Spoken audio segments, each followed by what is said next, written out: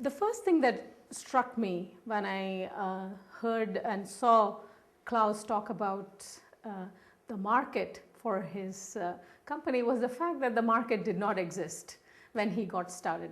And in some ways, he was not really thinking market at all when he got started. His idea was to really react deep from within his experience to something that he saw was lacking. Now in marketing, the lack of something surely is a market, right? In some ways, we look at something and say, you know, there is no coffee shop of the Italian kind in the US, and so therefore there is a market opportunity in the US. Is one way to think about it.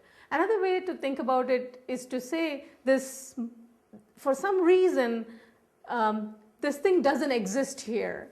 Now it could be a market or it couldn't be a market. And the only way you are going to know is to actually try to build a venture and see if people will actually come and buy this stuff or not. So you could have an experimental approach. But with something like Claus, what happens is in some ways, he is the customer, right? He knows that he would love to have a Nordic food culture that he's a part of, that he could be proud of. And that is what is driving him here. So in some ways, he is his own first customer. And the way he goes about thinking about it is that I want to do this. And he's not really worrying too much about whether a lot of other people are actually going to want it or not. He's so driven by this internal thing that comes from his background. And that is why his background becomes very relevant. Another person might go to France and experience the same thing and feel nothing for it.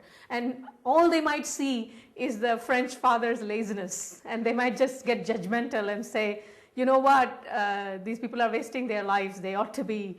So each person reacts differently to these experiences. There is nothing inevitable in Claus's experience that says, you know, this is how it will go. And that is why every one of these great entrepreneurial companies is unique. Because it's so much tied to the background of the entrepreneur and the responses that they give to those experiences that are in the background. And I think in Claus's case that comes across very clearly. The uniqueness of his response to this contradiction between his real father and the French father who is sensual and lazy. The real father is efficient. And the really beauty of it, which he doesn't really get into, is how he actually brings it together in a venture. Where you need efficiency if you all have to create a growing venture. But you also, what you're really building a market for is this love of a food culture, if you will, and the need for pride in the culture. So that's one thing I noticed. The other thing I noticed, which is very common across a lot of the expert entrepreneurs that I've studied, is this idea of actually going to the roots of your background, taking who you are, what you know, and whom you know, and kind of fabricating that into something that begins to look like a venture. So the expert entrepreneurs I have studied may not always feel the exact kind of passion that Claus feels for his product, if you will. Many of them do feel that passion for entrepreneurship or for that grand vision. And that is why the grand vision becomes very important. So not everybody is in love with a technology or with a product or a particular market or things like that. Sometimes all they are in love with is the very notion of being an entrepreneur. And that's all it takes sometimes. But the depth of that feeling and the passion is very similar across a lot of these entrepreneurs that I've studied, and I see that in Claus. Now coming to the final point of this vision, when I teach effectuation, students usually worry about how do you make decisions when your goals are not very clear and specified. So it's not that there are no goals at all. People always have all kinds of aspirations, desires, vague ambitions, sometimes grand visions on what they think they would like to do. The key is to immediately also to be able to imagine what you can do next. In fact, in the case of effectuation, I actually call it the art of the next step.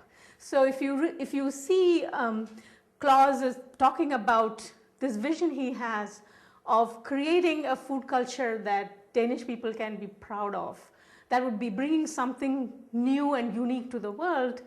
He also mentions that he doesn't quite know how he's going to get there. You know, is it going to happen in 5 days, or is it going to take many months and years?